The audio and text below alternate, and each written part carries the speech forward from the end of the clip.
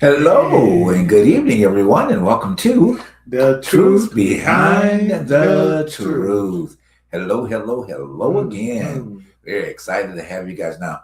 We're going to apologize up front. I had a little technical difficulty because our counterpart's not here, so the way the cameras are set up, it's not dividing us Mhm. on the other levels of social media. So you're going to find us leaning a little bit today to get on camera. Like he's going to lean in. I'm gonna Get, try. you're I going to lean can't. I in. can't. I can't. I can't. Lean in to I'm still get on this sore. camera. So I'm don't still don't let sore. I'm don't sorry. don't let this distract you from Yeah. what's going on. You know, You'll be all right. a little sideways today. But as soon as Yeah. Charles gets here, it'll even itself out. Just It won't give you technologically. vertigo. I promise. Yeah. If you can't see me, we won't give you vertigo. But And if you're on the main screen, you can see. just level yourself. You'll be fine. Exactly. Yeah. So we hope Yeah. everybody has had a great week. We won't be long tonight. We're not going to stretch it out and let the conversation keep moving and have fun what we're going to talk about tonight, because there is a lot going on, but then again, there's not a lot going on. You know, I think so much is compact into war, pretty much. You know, everything that we got going on right now is war. There's a lot of war going You know, on. A lot of beefs. A lot of beefs, a lot of wars, you know, things like that, and then Yeah. a lot of lies that goes that surfaces around. A lot of confusion and complication and craziness. You know, it's about the confusion. You know, Yes, I mean, as it is. But you know, this is what we said week after week. This is what you signed up for. You know, that's right. We didn't have to go down this road. Nope. But you wanted to because it was entertaining. Well, let's not blame everybody. No, I mean this is what people said when the Biden was president. It was boring, but they wanted to be entertained. So now we're being entertained, and I hope this entertainment is not wearing you out, because I'm being entertained myself. I'm looking at the gas prices going up, and and Memorial Day is coming around the corner too. That is entertaining. Yeah, I hope you saved up your pennies, because I'm telling you, it's going to be a high price to just travel clear across America. I don't know. A lot of people are going to be doing a lot of staycations this year. I know I would. Shoot.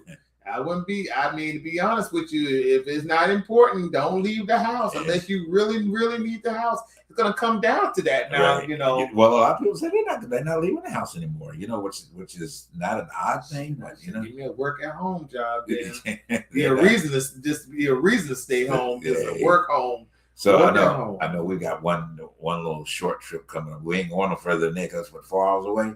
That's probably going to be 2 tanks of gas between there and there to get there. I don't know about that. You think it's going to be that type of a gig? Yeah, well, I mean, to be honest with you, that type of a drive going to consist more. Well, no, it's only 4 hours. Well, it's 4 hours, to go there. To the sun, basically, the sun is going to really, drive all. Let's talk. What we're going to talk about today? Yeah. Well, I'm going to get into it. I was just wanted to. Well, I know one thing we could talk about. Oh, I wanted to start with the Met Gala real fast. Yeah, to do that. Well, first of all, let me apologize. We don't have the pictures for the Met Gala last night, because it was just like all over the place, and it takes a lot of work to get clips together for you guys. Something about art. I know, displaying, the trueness of art, what it was about.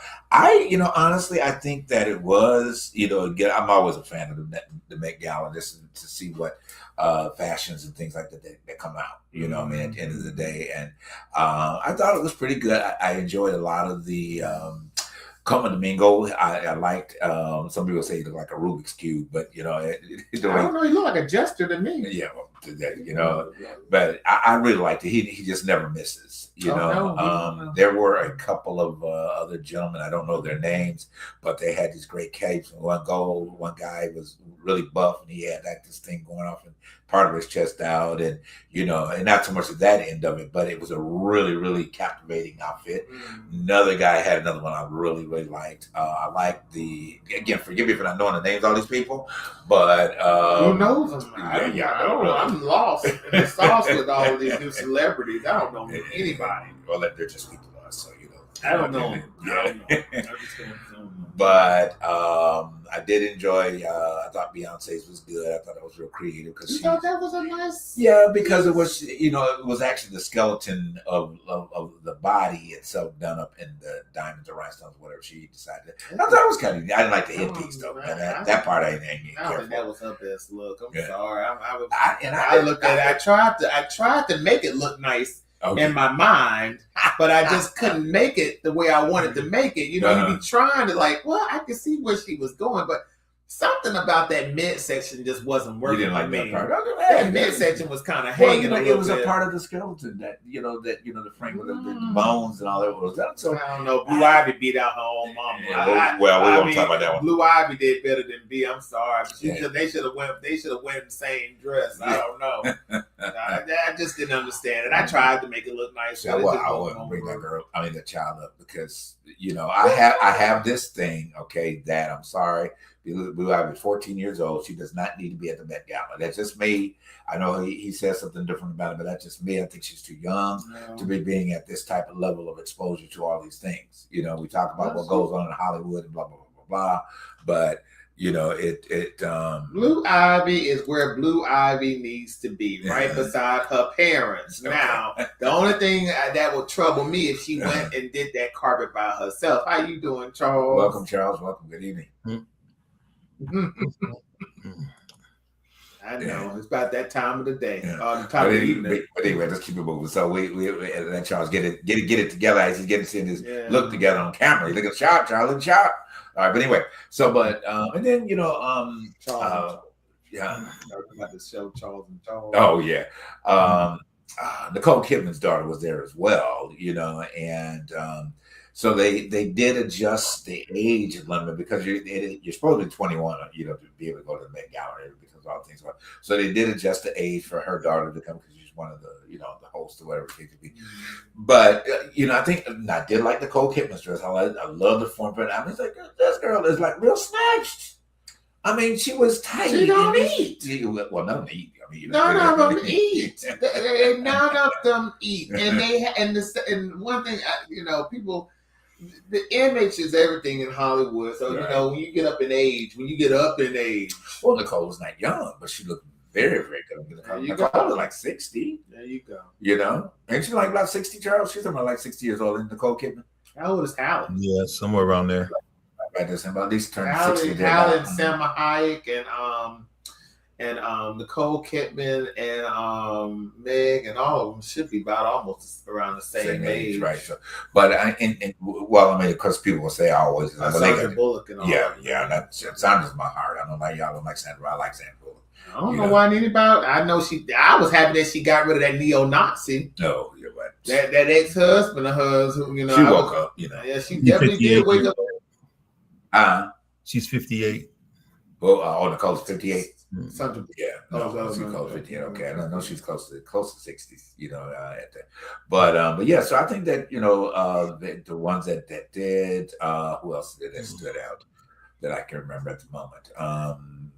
Most of the males that got camera time, I think SZA stood out a little bit for me with her, and I ain't like that. And Cardi had I don't know. Cardi had this little thing. No. Who was it? Janelle Monáe. She came she came as the Wiz. Well, she came as the tree from the Wicked Witch from the Wizard of Oz. Oh, okay. She came as a tree. Okay. Wow. Well, hey, I mean, it stopped traffic. But that was the guy said it stopped traffic. Wow. Okay. Well, I mean, that was her level of creativity. I didn't really see the one that I didn't take care for. What was that? I don't know what her name is, but she was half naked in the first place. So whatever the black girl was, I can't think of it. Oh yeah, I don't. She's from I don't know. Yeah, I don't know. But I mean, Anna Wintour. She put on another great, little shindig that is now being criticized. Right. And it's being criticized for the fact that guess who was there? Right. Mr. Bezos. Yeah, well, that is Mr. Bezos was there. And you know what? To be honest with you, with that being said, it kind of brought a little bit of a Debbie Downer to the to the to the situation that was going on, because there were protests down the road from, which is always a protest at every event. But to be honest with you, it's just right now it's becoming to be what you would say the Tale of Two Cities type of, the haves and the have-nots. Right. The rich and the poor, and it's coming to look like that. Yeah, well, in a way. They had said the event when it started out that it was only $1,000 to attend, to attend the event, to the, when it 30-something years ago, what it was. But now it's almost at $100,000, per ticket, when you're in that level. So, however, which I did find out yesterday too, and then we're gonna move on. I'm gonna talk about the Met Gala all evening, but that if a person does not have the fee, they do not stop them from being able to come to the event, which I thought was really excellent. I think you have to be invited, right? Well, don't you have somewhat, but you have to make sure to make the list. But hold on. But the thing that I did like is that if a person did not have $100,000, which I just don't see some of the people that walk that carpet have $100,000 to give away. I mean, because I know they got some big contracts. He hadn't been invited since Ryan Murphy was invited. Okay, well. I mean, he hadn't been invited. He has not been invited since Ryan Murphy went. Okay. So I mean, I don't know. You have to. I don't know how this works, but I thought you were supposed to get an invite. Well, you probably still. I mean, you should have. Whatever. So. But again, back to the point that it's looking at the upside of it, a little bit there. So I'm glad to hear that if a particular person that's invited does not have that extreme fee, that they can get in, and some people have gotten in for not having to pay anything at all. So which is good because it just shows the humanity in it. I guess if you want to look at it. We should have what you call there should be like another gala besides the Met Gala. I think there should be something else that people can do to raise money. Oh yeah. I mean, do you have an idea how other people could raise money without having to put on clothes? Well, oops. Whoops. Yeah. What we do? There's a few girls that down in Hollywood nowadays that are wearing very less clothes and they're making money. So there you go. So kudos to the Met Gala. All right, so we move on to the Devil Wears Prada 2. Man, it was worth the wait. Yeah, you liked it. Yeah, you liked it too. Yeah. I kind of fell asleep towards the end. Oh wow. I kind of fell asleep, but it was good. I mean, the writing was good. It was good. It moved. And I think what happened for me. Now, this doesn't mean that I dislike or didn't like it all. I think it moved at a little slower pace than the first film. I think it rushed. You do? I think when they came in with a rush, it just felt rushed. I'm sorry. It just I mean, you got it. And I might have came in a little too not towards in the beginning because I was getting popcorn and drinks and okay, that was another situation. But anyway, from what I saw from the very beginning, it just seems like it was just a little rushed. But that's just me. No. It was, I don't know. I didn't think it was. I mean, and Rex, of course, I was there waiting for you to get the popcorn, but no, I just think the pacing was a little slower this time than it was the very first one because I think the lines were a little bit more snappier, and it could be at the age and the time it was 20 years ago. That's a long time ago, when you look at it and stuff. But it was good. I like the plot twist. I like the fact that it stayed more on the Andy character, this time. Miranda Priestley, she was a little bit more subdued. Oh, they made sure to downplay Miranda's power in this one. Yeah, they put her in so many awkward situations where I kind of, in my own little way, felt kind of bad for Miranda because I was so used to seeing her up on the high horse. Right. But for them to have to bring her down to the point of she having to walk into her own cafeteria and her workers are looking at her like, "What are you doing here? What are you?" Like, what's going on with this? And everybody looking around the corner like, is she actually in the cafeteria? Are they having a meeting in the cafeteria? What's going on? That type of scene had me almost like, ugh, that's not really a good look. But hey, it happens. It happens. It worked. You know, it brought a great funny moment to it. You know, so yeah, it was great. I liked the plot story, you know, and all that. And then in the end, everybody wins. You know, shout out to Miss Tracy. We were part of her group, being at the same theater. So she brought a group. I don't know if you guys know who Tracy. I can't think of Tracy's last name right now, but goes back to Ren. She was in the first Devil Wears Prada. She's been on 911. She's been on. So it was nice to say hey and to her real quick. But she was in this. That was very random that she was there. Yeah, it was. Did you see any movies, Charles? Since anything? Have you seen any movies since? You know, Michael yet? No, I haven't been out for that yet. I've been dealing with some things. I just ain't been out. Okay. Yeah, you'll enjoy Michael when you see it. And again, kudos to Michael. I got a little clip about Michael Knight too. That it did come in number 2 because it was kind of expected that Behind the Devil Wears Prada this past week. But the box office is number 1. But the box office, box office from Michael is just phenomenal. The movie is just phenomenal. And people are just so ecstatic as to what this film has done, you know, and the revision of that and the revision of Michael Jackson himself into society, and all of these people are coming forward apologizing. Oh, well. You know, I mean, apologize when he was alive. Well, yeah, but my thing is with the whole entire scheme of this movie coming out, I feel as a theater owner, people who run these theaters, I think they should be bowing down to Michael because of the fact that it did bring people back into the theaters. People wanted to see what the movie was about, even though they threw trash at it before we could even watch it. The critics are just full of shit. Right. And I'm just going to say it like a critic is a critic. But the fact is that if I was a movie theater owner, I would be like bowing down to the Jackson family for the fact that a lot of people have finally gotten their butts up out the house and want to go see a movie, right. And to buy that expensive popcorn, that expensive drinks, right? That's the one thing I would say for those who have something to want to bash the film. You better be grateful that at least it brought money back into people back to the theater. To the theater, right, and it's still going to be done. I mean, it's estimated to do 400 million. Or more. So I mean, it's got, or it did. I think it did do 400 million. But anyway, it's breaking all kind of records, and what they anticipated and putting them bad ratings out there real quick. Well, that's America. Yeah, that's domestically. They Yeah, because Michael was well loved all over the world. Yeah, so globally he is killing the game. Domestically, he's here killing the game too. But they had to put Devil on. I ain't got nothing against Devil Wear Red Prada, but it is what it is. There's always a motive to everything. They promote one thing heavier than the other. Well, yeah. I mean, that's always the case in most situations at the end of the day. But anyway, here's a real quick clip. Then we're going to go on with this is just your fire, kind of alluding to the possibility of part 2.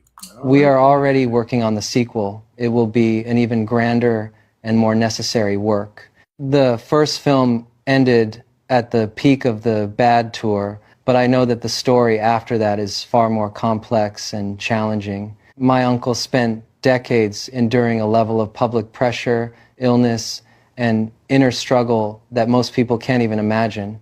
For the sequel, there will be some very difficult material to handle a great deal of controversy that we must face. The entire team, and I know that we are not just telling the story of a pop superstar, but of a human being, someone I was very close to, and what he was truly like during his darkest moments. These stories must be told truthfully and completely, because that is the greatest respect we can show him. For many people, Michael's story ended when the credits rolled, so I don't expect this journey to be smooth sailing, but I will give everything I have to ensure that audiences can see his entire life on the screen.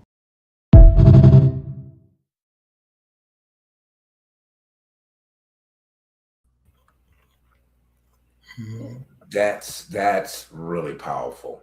Well, tell the story the way you want to tell it. Right. Don't get into this. Yeah, let's talk about him real quick and how he articulated that, and gave a lot of credence to his uncle, and really mentioned in the fact of how they're going to explore more, in the next series. Probably will be 3-4 series, probably. At the end of the day, if it's written correctly, they can keep the guesswork going, or at least 3.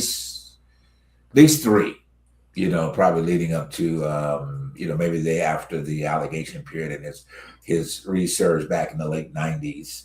Well, just let them tell the story the way they want to tell the story. My thing is, when you give in to people who want the salacious stuff, right. And I understand people want to see something, but at the end of the day, I'm tired when it boils down to some of our legends that there has to be a caution over their name. I'm tired of it. To be honest with you, when we saw Elvis, none of that stuff that, even though people probably would have said they want to see more, but they held back on even on that movie. So I'm like, don't give in. Show Michael, show him in his dark moments, but don't give these fools what they want. Well, don't do it. It ain't worth it. They want to prove another case again, which was a lie. They want to make that a true fact. Yeah. Charles, go ahead. What do you got on that, Charles? I'm just looking at the fact that everybody wants to know the truth, but like Darlin said, you do what you do because you want to do it. You don't just cater to people. You don't have to give all that. They give a lot of folks their flowers, and without going into all of the dirt and the nastiness. So it's just a matter of who's in control of the project. Yeah, no, and I get it there. It's just something about. I think that the people were so fascinated with Michael, during his success, his rise, and what he accomplished, that it was hard not to believe the unbelievable. And how part of humanity, that's not a good part. Humanity figures that if you're that successful, there's got to be something going on. So when the allegations came up, and then of course the fact that he was surrounded by children, which they totally threw out of whack in a situation like that, they leaned toward making that become a truth in the mind of people, in people's minds. Because there was a motive to it. Because there was a motive to it, and there was a motive to destroy him. Because at that particular point in time, Michael was one of the most powerful people on the planet in terms of the music and the industry. And he was still a black man. Well, I hate to bring in race, because race, but at the end of the day, he was still black. Yeah.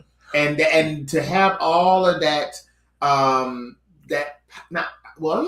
have all that influence, all that power, all that fame, all that wealth, something had to crack on purpose. Right. Something had to crack. Right. Something had to give to why somebody like this could be this influential. Right. There cannot be somebody like this that can be this influential. Right. We have it's just the status quo wouldn't have allowed that to just go with untainted. Right.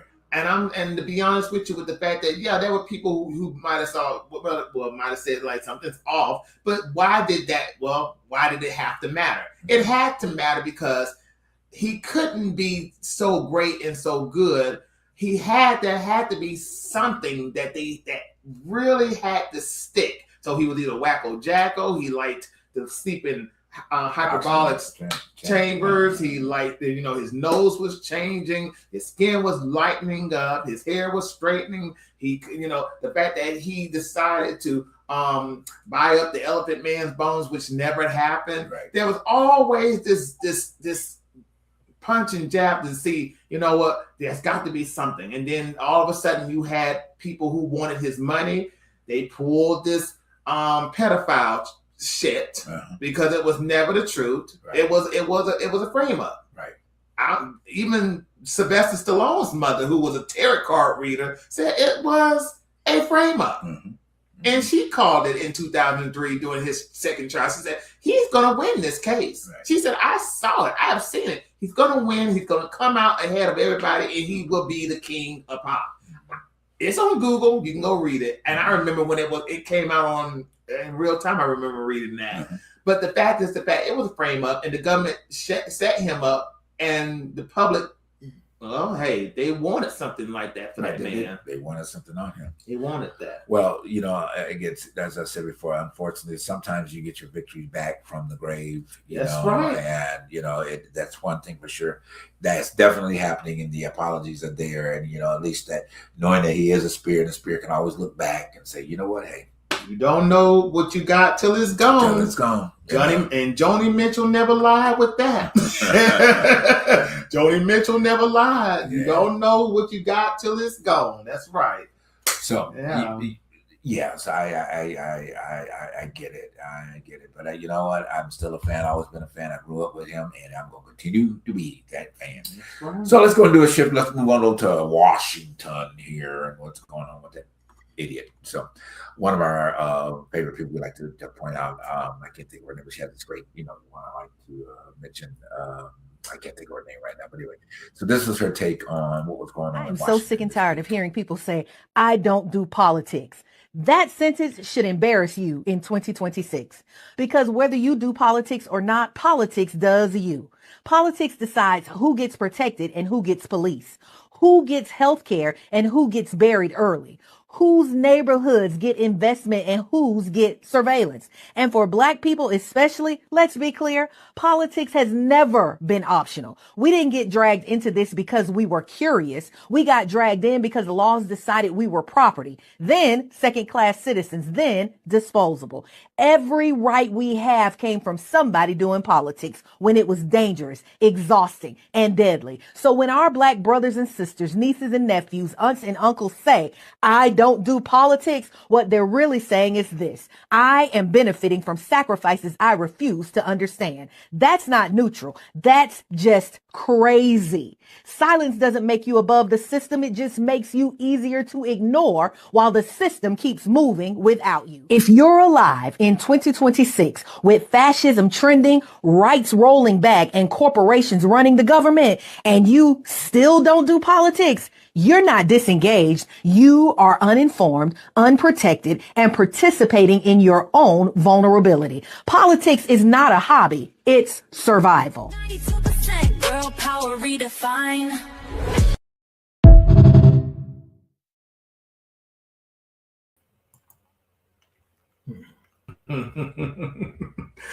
When people tell me that when people say that even on my job, and they come to me and complain about, we're getting less hours, they cut my paycheck, they did this and they did that.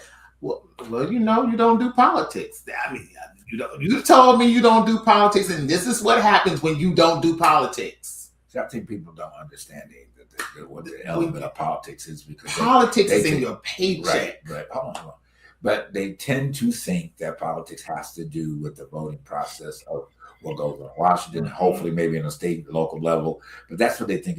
They don't understand the art of politics. They don't understand politicism. They don't understand. They don't get it. They don't know when you walk into the door, punch a time clock or whatever, that it's a politically motivated situation to make you be on time.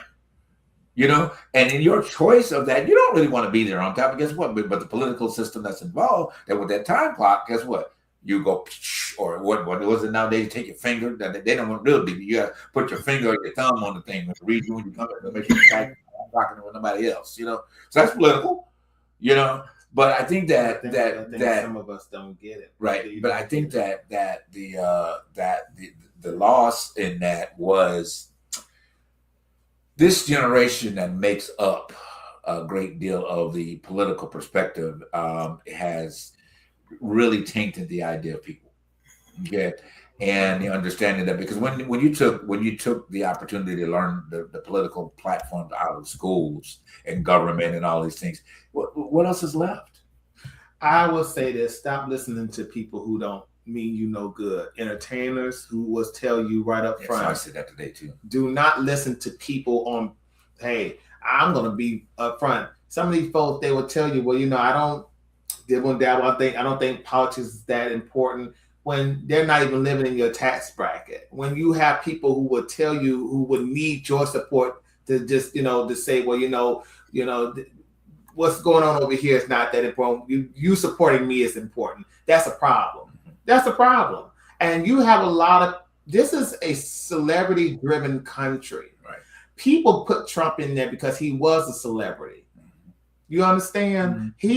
Whatever he said, Trump everything else because, well, I know Trump from The Apprentice. What did The Apprentice have to do with him being president? But then that's where people felt like they knew him. I know the guy. The guy does great deals. He never did great deals. He has always had bad business, have done bad business, and had really at times have went into bankruptcies. But the saddest thing about the American public, we are punks for these celebrities. And that's what gets all the way messed up. Even when it comes down to the people that we work for. And now I think I'm saying this just to say, we got to wake up to the reality is that we are all that we have at the end of the day. And you got to understand that the system that you're participating in is not going to work for you until you get up off the couch and do the work. Forget about the federal, but understand that you have to state and local. Because if you can't get into your state and local, then I'm sorry. So don't worry about the federal. At the end of the day, you don't even understand the state local process and what is the purpose of you trying to get. And break down the state and local for those who are in the back seat or in the back room. What is the state and local? Oh, I mean, well, your city council, okay, starting with your city council, or even let's put this down to your community, because this representative is right in the community. They're not even on city council, but they do rallies together to get an agenda pushed to bring to the city council, and then hopefully from that the city council will adopt it, and then it goes on to the mayor to sign it off, and the list goes on. You go on from there, and you go into the government, the state, the government level. You have government selected individuals that are part of your state, which is your Senate, your House representative. You know, the states represent exactly what the federal government should be doing. Okay, that's just your close hand representation of what it should be, but most people don't understand that process. If you just get involved, okay, those of you that assemble yourselves to somebody's church, it's the same thing. You got a heck of a lot of politics going, especially those kind that have to select pastors or somebody else that gets to select a pastor for you to put them in front of you, and y'all still believe that that's okay, you know, and all that type of stuff. All right, there's a lot of organizations that run they church organizations on a very political level. I was a part of one of those at one particular point in time, and I seen family members get moved right up the top. Because guess what? Because their daddy, I mean, their cousin or their brother, or whatever, was a bishop, so they get pushed right on up the pole. You know, to different. So they were pushed up the pole, wasn't it? Yeah, okay. Push the pole. Yeah, they pushed up the pole, all right. In more ways. So yeah, no, I get it. So the idea here is that you are surrounded by politics. Yes, you are. Period. And everywhere you go, there is. Charles, give us your quick point on that. We're gonna move on next. It's just a matter of, like I said, there are usually a lot of factors involved in what we do, and one of the factors is that there are about 30% of Black Americans were registered to vote in 2024. That's right. 30.4% of African Americans who are of registration age are registered. That's a lot of people not participating. There's a lot of folks not in there. And then you also got to remember the fact that all politics is local, like you just said a few minutes ago. You know, that's like in Georgia, they call it a black area, but it's run by white people. The state legislator, the congressional, state the state lawmakers, they're all Caucasian. So how do you have and same with Mississippi and Louisiana, all the lawmakers and everything are in Louisiana, they're squeezing out the Black vote. They say because they don't want it to be racial. Well, you know, and to that point, but you know, I think that we have to kind of take responsibility to some of that, you know, in the communities, because it's not taught in the community that you have a valid voice in the political system, you know. So by that process, nobody actively pursues it. You know, it's not said to the kids. Now it was said to yeah, well, I'm saying it was said to you, but Charles and I in our demographic of age where we did kind of hear that a little bit, you know, but as a role, it still is not pushed in the community. You know what I mean? At the end of the day, we were talking about community earlier. These conversations should be, this is what you should be sitting down talking to your boys and girls with, not trying to figure out what all this nasty rap and everything that they try and all the type of stuff that's going on. These conversations are the things that you should be influencing young Black potential politicians to pursue these things. But see, you want to put them in front of a baseball bat, basketball, or a football and think that's going to be the whole, center for their entire life and around surrounded by sports, and you're making a serious mistake. Or you push them somewhere into the church, then the church ain't doing nothing about it at the end of the day. Rather than sitting down educating them, not necessarily expecting the school system to do it, but you could educate on political science right in your own home. Just sit down and watch the news. Just sit down and have a conversation about it. Watch that fool in the White House. Talk about what's going on, what's going on in Washington this morning. Create a hunger for the knowledge to be able to empower people to see things differently. But if you're not creating that in your home, then we don't have an allegiance of young Black people that are eager to become in a political platform. They were talking about today that they out here with Maxine Waters and a few of these others, they were having this meeting. They said, y'all need to sit your ass down and get out the way. Basically, what they said. She said, you all, and this is what they were telling Maxine. They were telling Maxine. Make my orders right, y'all need to just retire, because you guys are blocking those that want to come in and be a part of the political system. You're stopping them because you're holding up their seats. Well, they're baby boomers. Well, no, they baby boomers. Just they she older than a boomer. No, she a baby boomer. She an older boomer. No, she a baby boomer. And I hate to say it like that, but to be honest with you, when it boils down to it, like Clyburn and all of them, they don't want to move and get out the way. Right. And that's a generation that has lived through when things were affordable. No, when things were affordable. I'm not talking about, we already know about Jim Crow, but I'm talking about economically. Mm-hmm. And they have thrived. Uh-huh. But the saddest thing about the situation, though, with all of it, is the fact that you got a bunch of young dummies who think, well, I can get tangibles by forcing them having to sell me to vote for them. Now I can just sit on the couch and not even, and make them work for my vote. And in my mind, I'm like, how in the hell you gonna get tangibles or anything by making somebody sell something that you ain't gonna get up and do? If you're not going to get involved, fuck a tangible, fuck a reparation. Mm-hmm.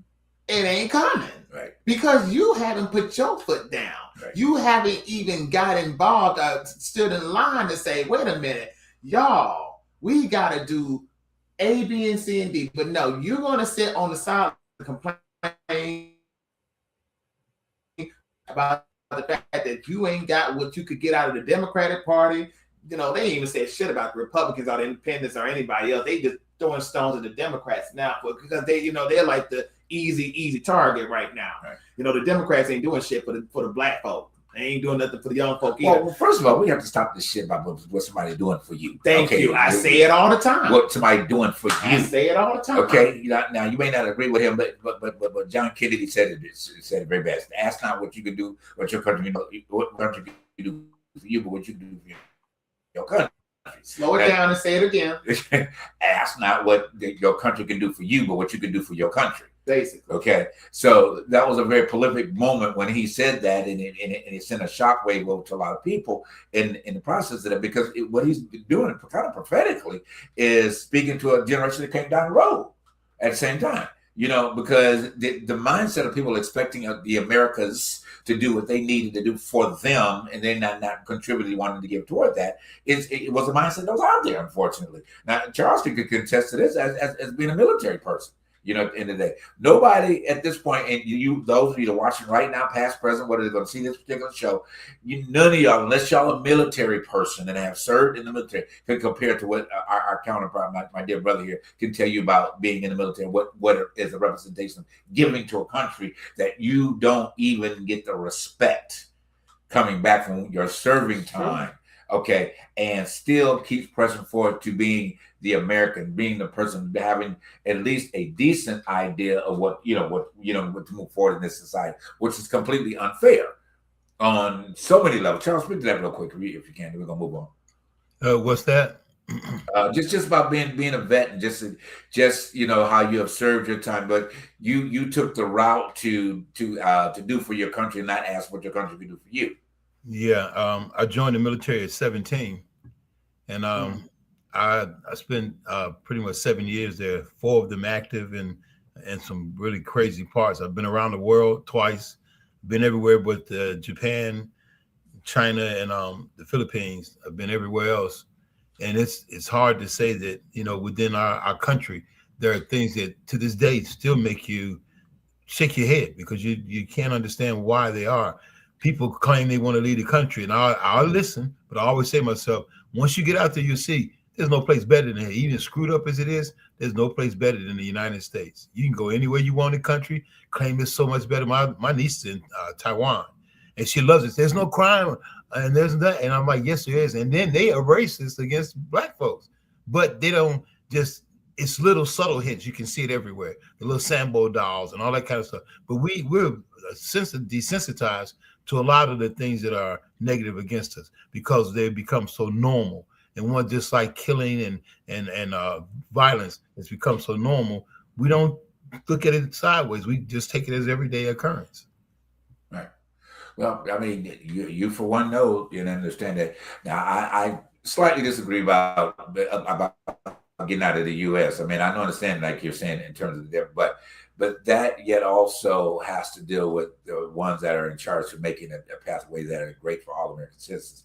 Because where we are right now, it's becoming a third world. It's becoming a very third world country, and rapidly. Right, you know, to downplay what the greater benefits of being an American was, and all of the benefits that were, you know, that were part of this institution is being dissolved. Which we know this past week, the voting rights has changed and all that. So that alone right there is not. That's a stab in the back, honestly. You know, for the minority group of people that are part of this country right now. I can understand where Charles was coming. No, I do too. I do the too. Situation of how in other countries what we can get away with in this country when it boils down to just shouting across the street. Or just wearing random shit. Because you got to think about it. If you go into these countries doing what you think is what you can do over here, over there, you can go to jail. Right. You can be locked completely up for just the most random stuff. What was this guy went to North Korea and graffitied the sign or something over there, and it took for years or something like that to get him up out of there.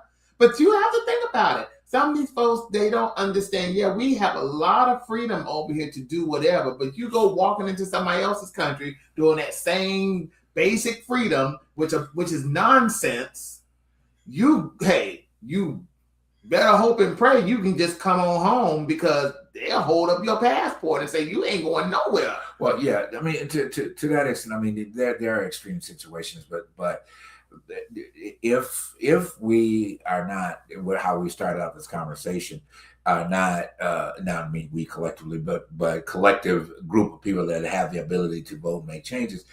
If you don't vote, it can happen. Okay, and those of you who didn't vote, it can happen exactly the same way, and you will not be in a place as America's been listed to do, because they're already wanting to censor what you say in the first place. Okay, I mean, one of my favorite shows, Jimmy Kimmel, he always is under scrutiny because he tells the truth in a humorous way about what goes on in Washington and that man in Washington at the end of the day, and now it's to the point that people are they're censoring themselves, but not even really saying anything direct about that man. So they are pushing toward the opportunity of removing those type of freedoms, from the gentleman that went to the press corps, the dinner, and allegedly tried to shoot the president from the lobby. Yeah, right. Okay. Anyway, his dilemma was the same thing that we're talking about at this particular point, the fact of losing the opportunity to have that freedom of speech. And this was his approach to, hey, at least put something in it, to make somebody pay attention, at the end of the day. But can I share with you a prime example of how freedom of speech has changed in this country? Oh, yeah. I'm gonna let you see someone that we all love and care about, Mr. Stephen A. Smith. speak his point Lord. on what's going on. Let me get a barf bag.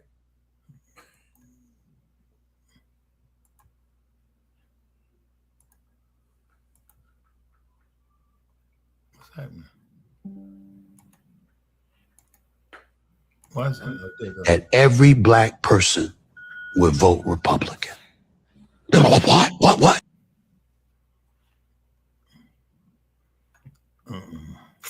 That's enough right there. Well, the gist of it is he wants every black American to vote Republican because he said they don't care about us anyway, so why not just vote? And I'm thinking, yeah, but they're the ones who dismantled civil rights. They're the ones that's out here trying to doing the income disparity. They're redlining our areas. They're gerrymandering our voting rights. But yeah, he talking about, but it'll shock everybody if we just vote Republican. It'll shock everybody. Yeah, but that's like telling the slave masters, why don't we all be slaves and show them how it looks? You know, look, you like you ain't heard what? Somebody, Stephen, he talks with a whole lot of money falling out of his mouth because that's what he's geared towards. It's all monetarily. He doesn't care about human anything. When you listen to people like that, he's a capitalist. And I'm sorry if you believe in the capitalistic system, but when it boils down to humanitarian anything about the fact that people need basic necessities like health care, at least they need good water, good clean air. People like Stephen A. Smith don't give a damn about people like those things. He wants what he wants. So he's out there selling a point. He wants black folks to vote Republican so people like him can get more and more and more and more and more. I'm going to keep repeating more and more money. He wants more money in his pocket. Fuck black folks, him and Clarence Thomas. And not only Clarence Thomas, but a whole bunch of other dumbass folks want more out of the system than us being free. And that is the pain reality of following people who have this affluent brand. Because Stephen Thunderdome, whatever his name is, and we don't need another hero. I'm going to keep repeating that song. We don't need another hero. We don't need people like him telling us what we need to do. Black folks need to, and Malcolm X said it best, stop listening to these jesters, these court jesters, because he ain't nothing but a court jester. I don't know how the man got to be a voice for the people in the first place. He was never the voice. He was just a loudmouth on sports entertainment. That's what you need to go back to. All right, we're gonna move on. All right, so this gentleman, just a little clip that I saw that's going to be reflecting a lot of what you like to mention, and we'll elaborate on that just for when he gets through. Number one thing we need to stop thinking about is that wealthy people. Lee Jante got me this job, my homegirl. Right. It wasn't a reach up. It was, hey, let's look out for each other. That's what we need to. We can actually build systems that do not operate on money.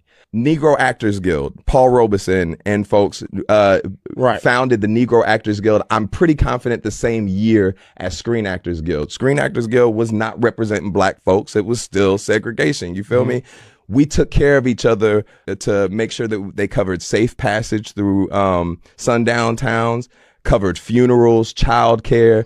It was a union. Lena Horne, all these folks participated. It was a union. Most people have no idea that we had our own black union before the Civil Rights Act. It's not necessarily that it was just a robust economy. It was a robust system that could operate outside of their systems, that could operate outside of capitalism, that could operate outside of profit, that we could take care of each other. We had our own school systems. We had our own medical systems. Even if you're going after the Civil Rights Act and you're thinking about the Black Panther free breakfast programs and free clinics, that established what breakfast in school is right now. You get what I'm saying? Of course. We established those systems to take care of each other that ain't had shit to do with money. We can build that infrastructure right where we are and support each other and truly protect our stories. To the point that you're talking about, what I'm saying is that an intentional effort for us creatively, economically, and really socially and emotionally to take care of each other. There are too many talented people that I know that are trying to break in, way more than there's ever been. Too many people I know. as our town and our business and our cultural part of this business continues to be dominated by the same creative voices for 10, 15, 20 years. The barrier to entry, I feel like, is becoming intractable. This has nothing to do with me. I have access to all kinds of people, can get anything that I want to do. But it frustrates me a little bit to see that there are a lot of people who just are having problems, and these people are Black. And in our industry, there is tremendous inequality amongst us, amongst Black people. There's just a huge difference from the top people to the people that are trying to get in. And the only thing I'm trying to say is everything that you're just saying is examples of us taking care of us. How do we do it right now?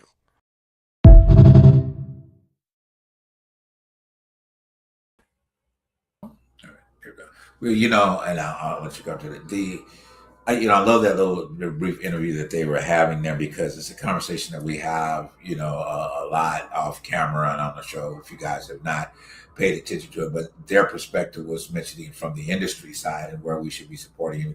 But that's a constant behavior that whether you're in the industry or not, it should be that supportive group that you can always go to and have that type of, that allegiance to one another. But the question is that, like you said, where do we start to having that? Who is going to step up or step into that role and consistently stay on that role and get everybody moving? Now, there are people out there. Now, let's not, cloud that out. There are a lot of people out there that are really wanting to address this particular issue.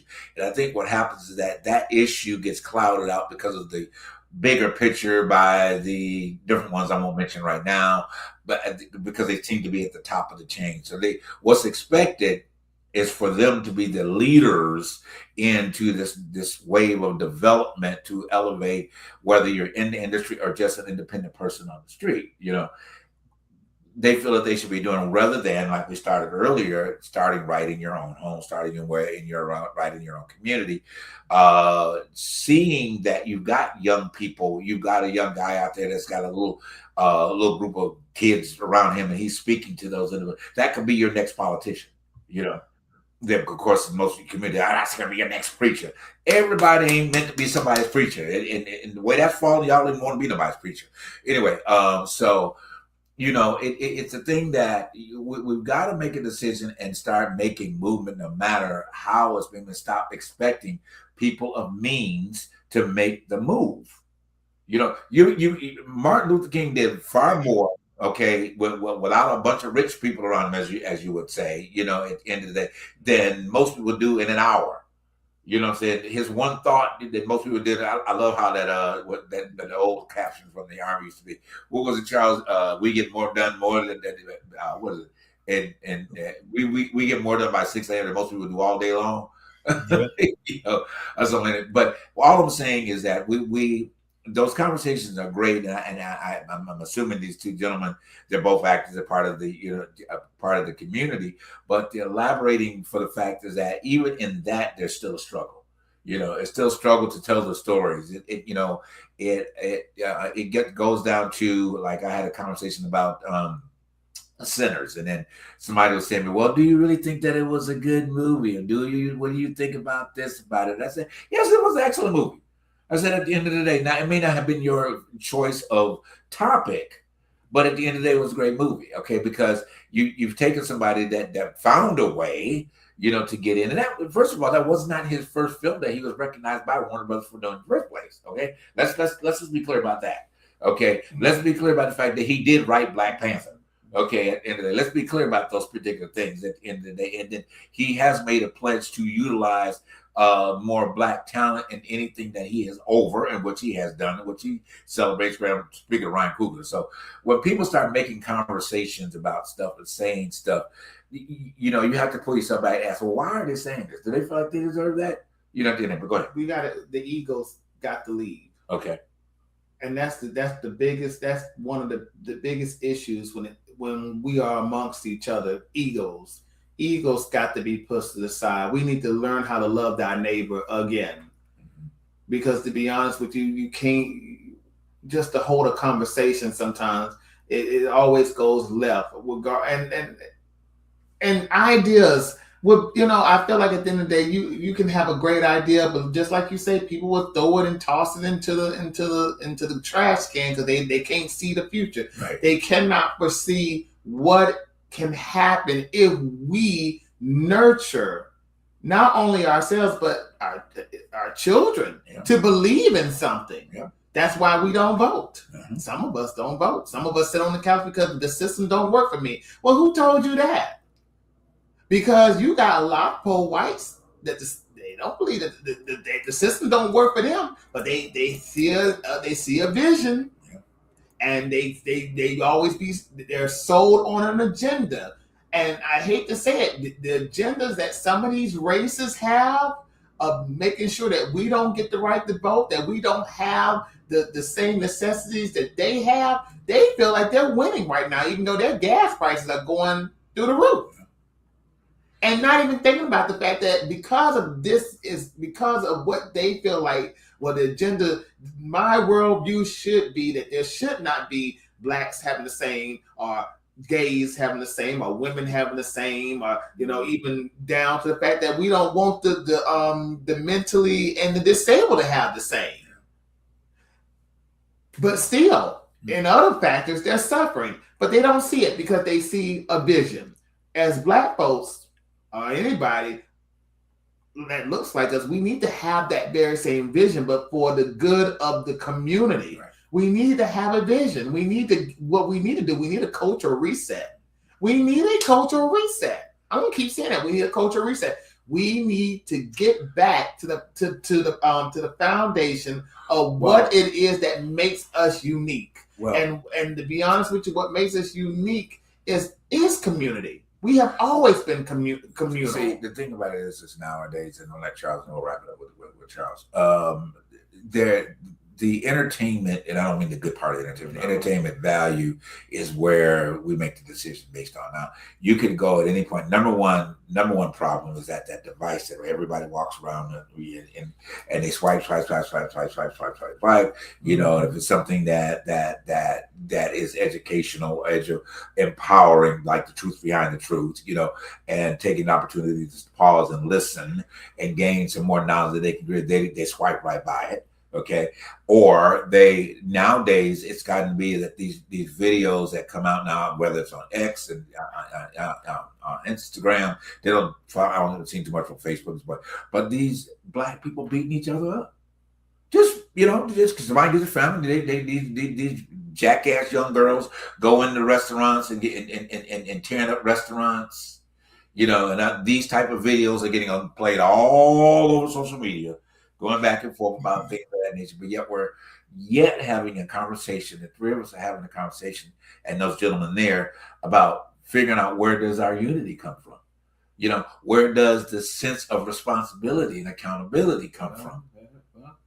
Saying it goes back, like we said earlier, about the political, or that I'm not, politics doesn't affect my life. Well, politics does. You blame the white man for that. Because when you have people like the Zeus Network, when you have Mona Scott, when you have people who get these white dollars, and they are the black producers, and they put this rhetoric, they put this stuff out there, and what it does, it shows a new generation of, this is how I should be looking, this is how I should be acting, this is how I should be dressing. When you are influencing people who ain't never stepped out and have did anything for themselves. It's showing young girls and young boys, in order for me to react, I need to spaz out. Mm-hmm.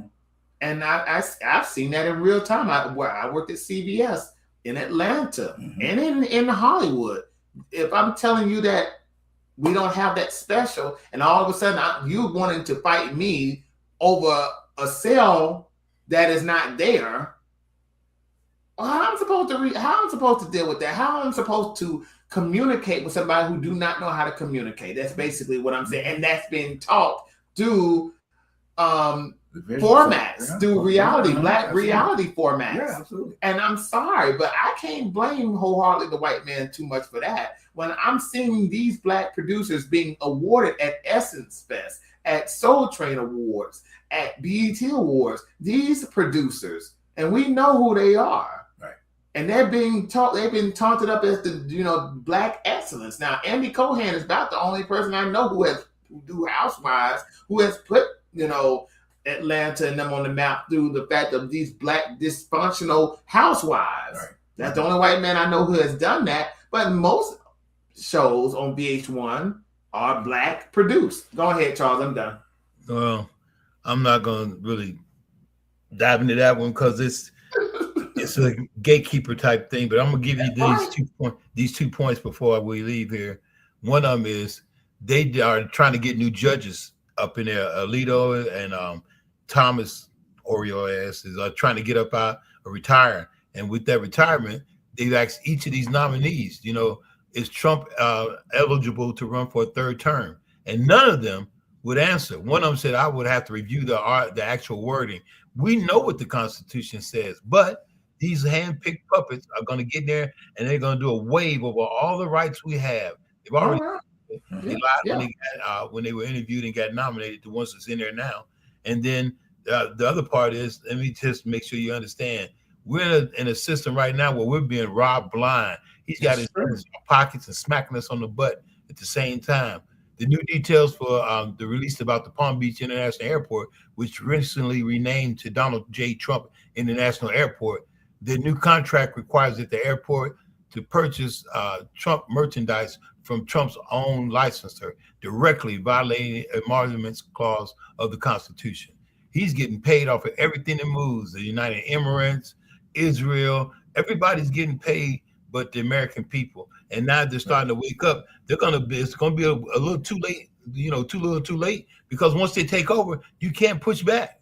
You're going to be eliminated from the rights you have to do what you do. That ignorant ass, the killer Mike, talking about hold your vote. That's as stupid as that Stephen A. Smith with the hold your vote. Hold your vote means just close your mouth and your eyes until things go, till the smoke clears. When it clears, you won't be in the same place. You'll probably be in a 4x4, sitting up in there with some bars. So while you're busy saying you don't participate or you're not a part of the system, and this is just me, you can run to any country, you can run wherever you want to run, but you can't hide. You will always be and always are a black human being. And no matter where you go, that is distinguished as separate in everywhere from Cuba to even in doggone Israel, everywhere. They do not look at us the same or equal. And just like I tell people every day, you have to be a part of the system in order to change it. That's you can't keep hiding and running, trying to find out who gonna lead me. I get tired of hearing people say, who gonna lead me so much, you're driving me crazy. What are you gonna do? Every little bit counts. If 3-4 of us do something, it's better than one person. So why don't the 3-4 do something or be involved? People call me now and go, man, are you still part of that sex trafficking stuff? Yeah, I've been a part of it since I hit Atlanta back in 2015. Because I felt like it was, actually 2010, I got here in 2015, I got involved because I saw so many people disappearing, especially black women and children. And I'm going, nobody's seeing this? Nobody's talking about it? That's crazy. No, they're too busy in between Meg Thee Stallion's legs. But to be honest with you, we have sat here on this show plenty of times, even before the last election, and we had told people that this was going to happen. We had mentioned Project 2025 on this show. Now, you only see about one person watching this show. That lets me know, even though we're not, it is what it is. We are a good show, but we ain't out there like that. But the saddest thing about the information that we have told people that this was going to happen, people decided that it wasn't going to phase them. Yeah. It wasn't going to bother me. We don't want to vote for Kamala, which in other words, they wanted to call her Kamala. When people call her out her name like that lets me know that you ain't shit no way. Because a name is a name, but you would want somebody to respect you at the end of the day. But you disrespecting somebody else lets me know you full of shit and you are really an abomination to humanity.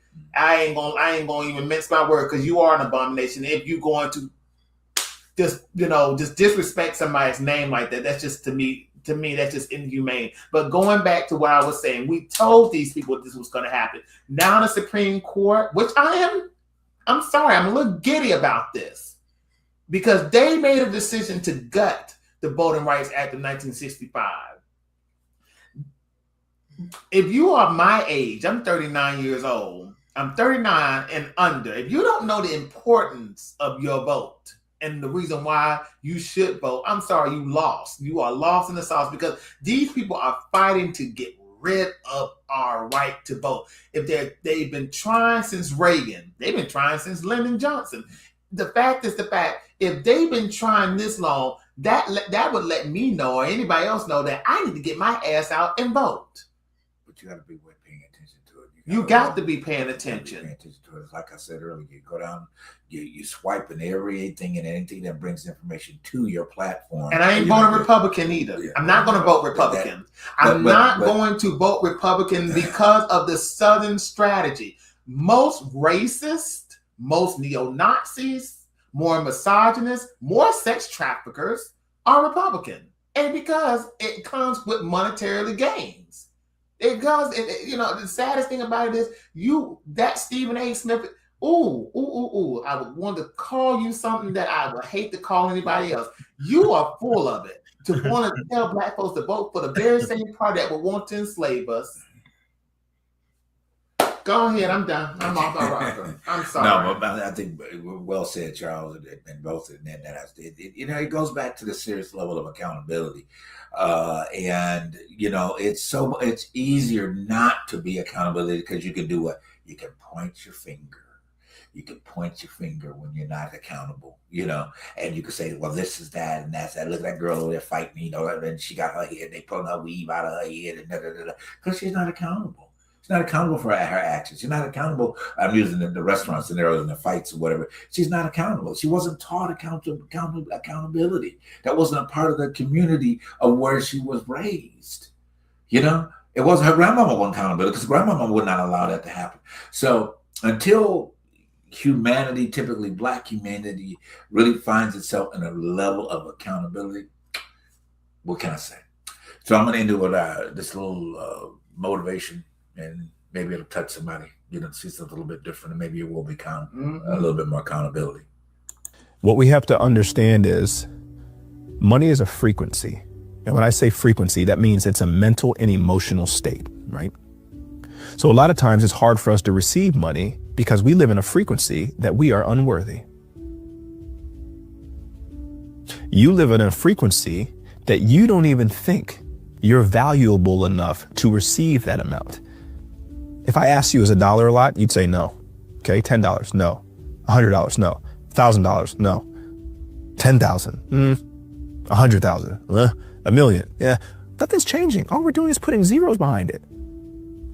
That's all. These are abstract concepts. But then all of a sudden, when there's another zero, it's like, because we don't think we're worthy of it. But there's somebody out here, there's somebody who makes $1 million a week. And they're not saying, oh, that's too much. How is it this one number, this one thing can be two different things? The only thing different is he believes he's worthy of it. He believes he's not worthy of it.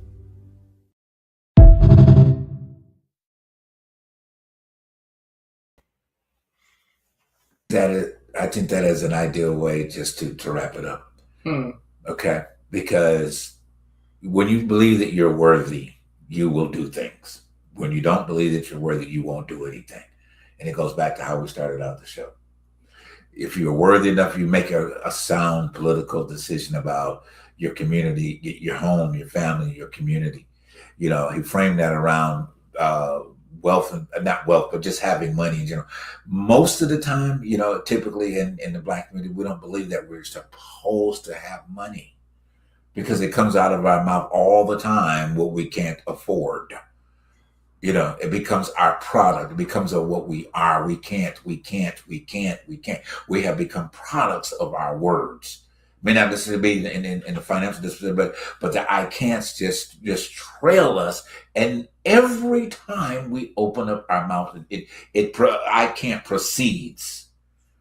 It never comes with I can and I will and I am doing, because that requires you to be accountable to those words that have come out of your mouth. I say it all the time. I correct people, especially typically black people. I say, look, if you don't have anything right to say about your life, don't say nothing around me at all. Okay? Because I don't want that filtered into me and into my space. But we feel like it's a punishment to say something gratifying about ourselves. We feel like it's a punishment. Hear me again. We feel like we're being punished to say something gratifying about our own individual lives. But we wonder why we don't have the sense of togetherness that we talk about on this show from week after week. This is why, because we don't feel like we deserve it. People don't follow us because they don't feel like they deserve us, or we don't deserve them. Just pause about that for a moment. They feel like all that other bullshit that they follow, they feel like they're deserving of their time because it's an escape. It's an entertainment value. So it deserves my time. It makes me escape from the realities of what I have to deal with by getting me right so I can be productive in my own life, in my own home. Think about that for a moment. And think about how that just resonates or should be resonating in you to be accountable for your own selves. Okay, I could go on, but we're going to leave it at that. Okay. Accountability, number one. Okay, this tonight's show. I do, Dylan does, Charles does. Hope that you take this message if you're coming in late, watching it at another day. Share the show. You share every kind of other shit. Share the show. Share something that's going to be making somebody else's life different, because everything we talked about tonight, if you want to see a change in your particular life and what's going on with yourself and be the change that is expected, you're expecting everybody else to do around you, you be the change and find out the change starts happening around you because you changed yourself first. We love you guys. Thank you so much for tuning into the truth behind the truth. There was a reason why we named this show, this production company, The Truth Behind the Truth. There's a reason. And if you even meditate on the truth that lies behind the truth, you may be able to find yourself somewhere in it. All right. We'll see you guys next week. Thank you so much for tuning in once again. And we do sincerely hope that, you do go out and make a difference in your home, your community, and maybe your places of worship. See you next week. Bye-bye.